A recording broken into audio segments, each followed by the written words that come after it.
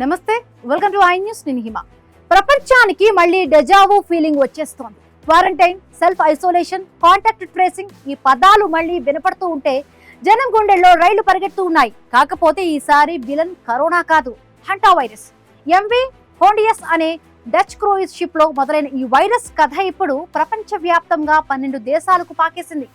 ఇప్పటికే 3 చనిపోవడంతో WHO రంగంలోకి దిగింది. ఇది కోవిడ్ అంత స్పీడ్ గా రాదు బాబోయ్ అని శాస్త్రవేత్తలు మొత్తుకుంటున్నా జనం మాత్రం అమ్మో మళ్ళీనా అని వణికిపోతూ ఉన్నారు. ఆ సముద్రపు వైరస్ సంగతి ఏంటో ఈ స్పెషల్ స్టోరీలో చూద్దాం.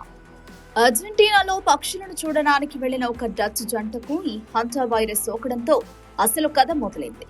వాళ్ళు ఎంవి హోండియస్ షిప్ ఎక్కాక అక్కడ పరిస్థితి కాస్త టైటానిక్ రేంజ్ ట్రాజడీలా మారిపోయింది. ప్రస్తుతం 5గురికి వైరస్ కన్ఫర్మ్ అవ్వగా మరో 3 సస్పెన్షన్ లిస్ట్ లో ఉన్నారు. ఈ వైరస్ లో ఆండీస్ అనే స్ట్రెయిన్ ఉంది.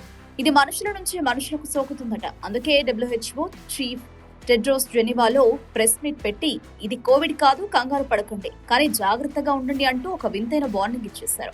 ఈ షిప్ ప్రయాణికులు ఇప్పుడు ప్రపంచ వ్యాప్తంగా చెల్లాచెదురైపోయారు. దాదాపు 30 మంది ప్రయాణికులు సెయింట్ హెలీనా దీవిలో దిగేసి అక్కడి నుంచి అర్జెంటీనా, నెదర్లాండ్స్, అమెరికా, చివరకు మన పక్కనే ఉన్న సింగపూర్ కు కూడా వెళ్లిపోయారు. దీంతో ఆయా దేశాల అధికారులు ఇప్పుడు కాంటాక్ట్ ట్రేసింగ్ అంటూ పాత సామాన్లు బయటకు తీస్తున్నారు. ఎవరెవరు ఎక్కడికి వెళ్లారో, ఎవరిని కలిశారో అని ఆరా తీస్తుంటే అధికారులు పాపం ఒకరికొకరు తలలు పట్టుకుంటున్నారు. అర్జెంటీనా ప్రభుత్వం అయితే ఏకంగా ఉషువాయా ప్రాంతంలో ఎలుకల వేట మొదలు పెట్టింది. ఆ డచ్ జంటకు ఎలుకల వల్లే వైరస్ సోకిందా అని టెస్టులు చేస్తున్నారు. అటు జర్మనీలో ఒక మహిళ ఈ వైరస్ వల్ల చనిపోగా మరికొందరు అనుమానితులను క్వారంటైన్ లో పెట్టారు. నెదర్లాండ్స్ లో ఒక ఎయిర్ హోస్టెస్ కు కూడా వైరస్ సోకినట్లు అనుమానిస్తున్నారు. ఆమె ఆ షిప్ లో లేదు, కానీ వైరస్ తో చనిపోయిన మహిళతో ఫ్లైట్ లో కాంటాక్ట్ అయిందట. అంటే ఈ వైరస్ ఫ్లైట్ టికెట్ కూడా కొనేసిందన్నమాట. అమెరికాలో అయితే 17 మంది ప్యాసింజర్లను 3 రాష్ట్రాల అధికారులు డేగ కళ్లతో గమనిస్తున్నారు.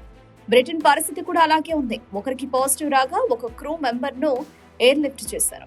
స్విట్జర్లాండ్ లో ఒక వ్యక్తికి పాజిటివ్ రాగా ఆయన భార్య నాకు ఏం కాలేదు అంటున్నా అధికారులు వినకుండా సెల్ఫ్ ఐసోలేషన్ లో పడేశారు.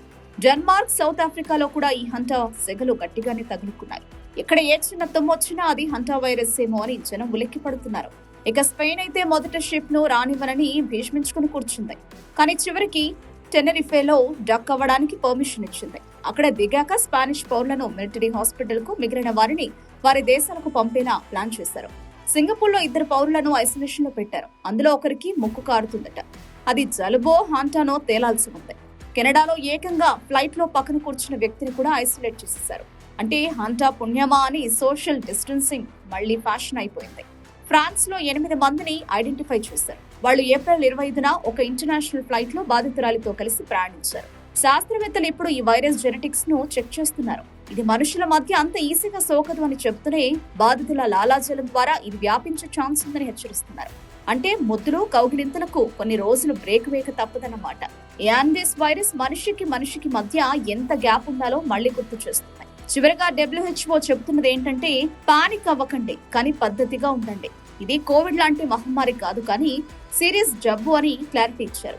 ప్రపంచ దేశాలన్నీ కలిసికట్టుగా ఉంటే ఈ హంటాను హడలెత్తించవచ్చు అని ధీమా వ్యక్తం చేస్తున్నారు. మరి సముద్రం మీద మొదలైన ఈ వైరస్ కథ ఏ తీరానికి చేరుతుందో, ఇంకెంత మందిని క్వారంటైన్ గదుల్లో బంధిస్తుందో వేచి చూడాలి.